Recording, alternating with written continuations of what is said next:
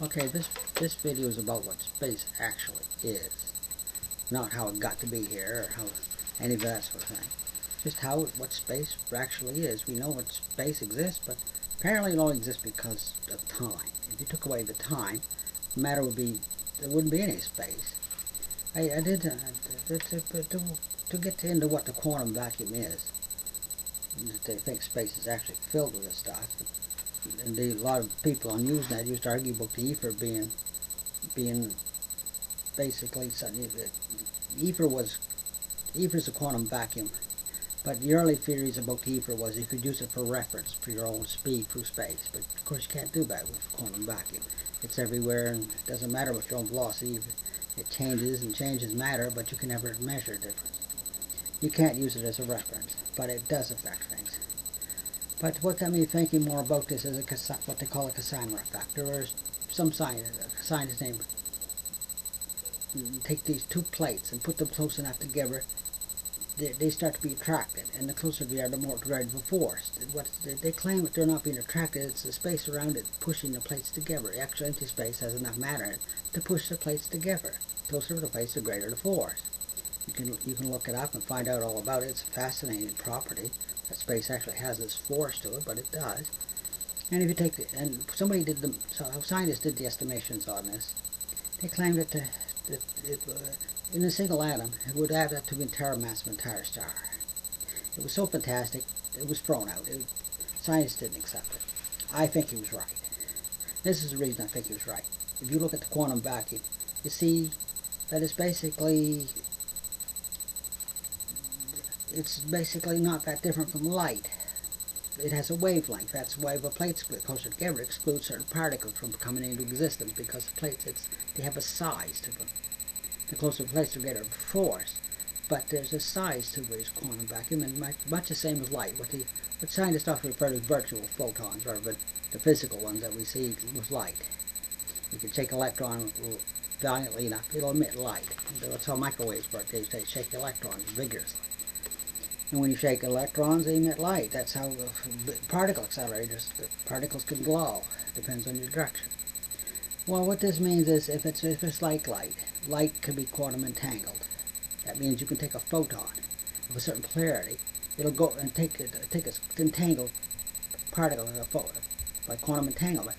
You put it on the other side of the universe, change the polarity here, and it'll change over there regardless of distance. There's no distances, like there was no distance at all. The only thing is you can't know what the original polarity was, so you can't use it to communicate with light, but it will go at a faster than light. It's instantaneous regardless of the distances. Well, I argue that the quantum vacuum works on the same principle.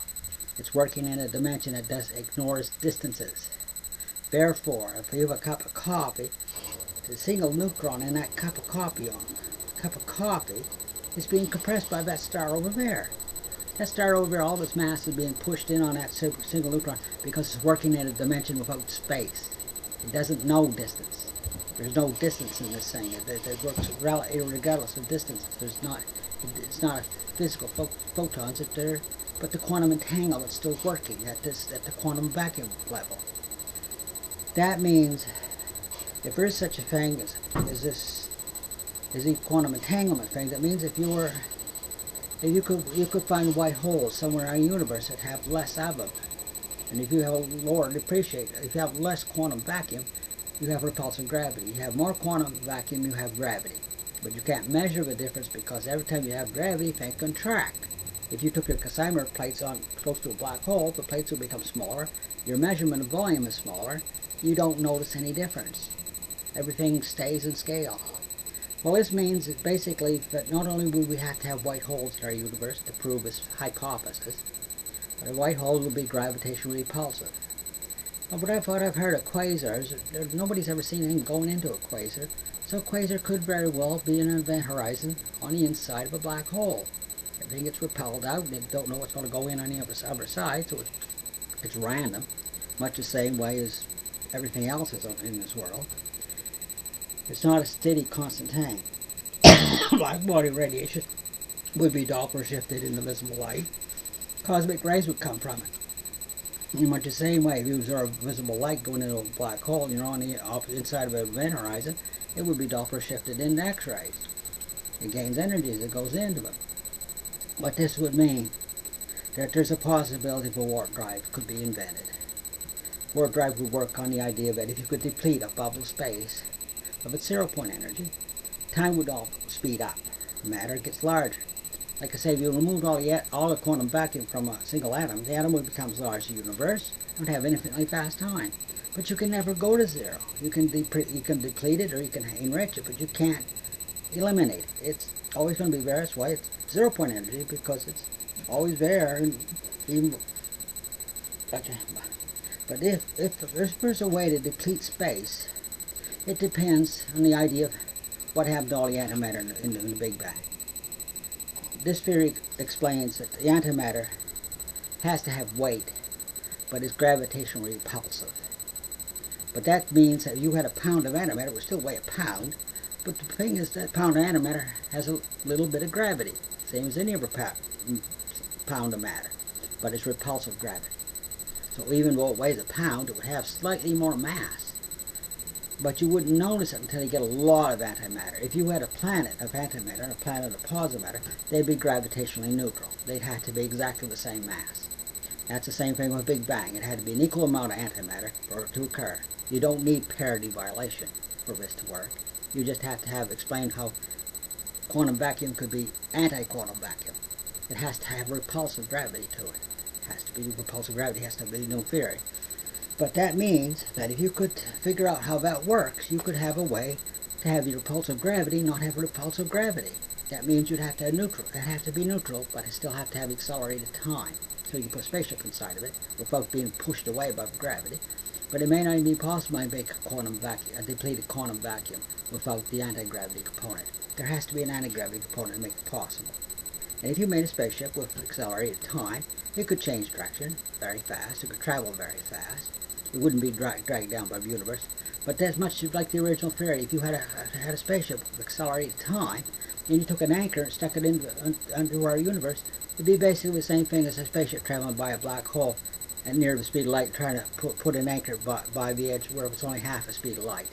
It would drag on the entire black hole, slow the spaceship down, it would do something, but it wouldn't allow. It would have to be completely encased for that to work. But if a warp drive were possible, and if you did have aliens using it, the spaceship would change direction very fast. They tend to glow. They tend to repulsive gravity, therefore they wouldn't weigh as much.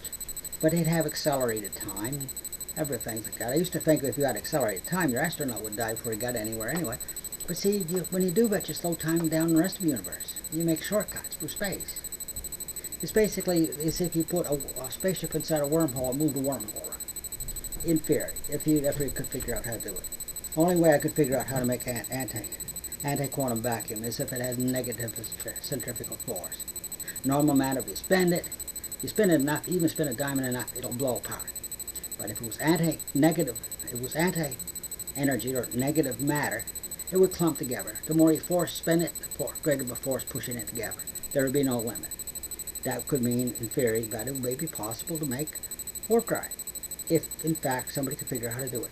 But see, if this is the case, white holes would be repulsive gravity. That means if you get close up to a white hole, it would push you away, because, like I say, it's the same way as throwing a ball at the sky and say the sky has repulsive gravity. Because, well, it looks like it has repulsive gravity, acts like it has repulsive gravity, but doesn't mean it does. But it works in the same way as if it did. You basically decide what the previous theory explained in the other posting was explained that how it would work, how universes get created out of big bangs, and how it looks all the same, but it's not. It's just the matter's being compressed by the quantum vacuum. I'll have more to say on this next posting. I'll have a lot to say in economics and stuff too. I got a whole bunch of opinion on that one. But these are the main points of the theory. I think I covered most of them. So that'll have to do for now.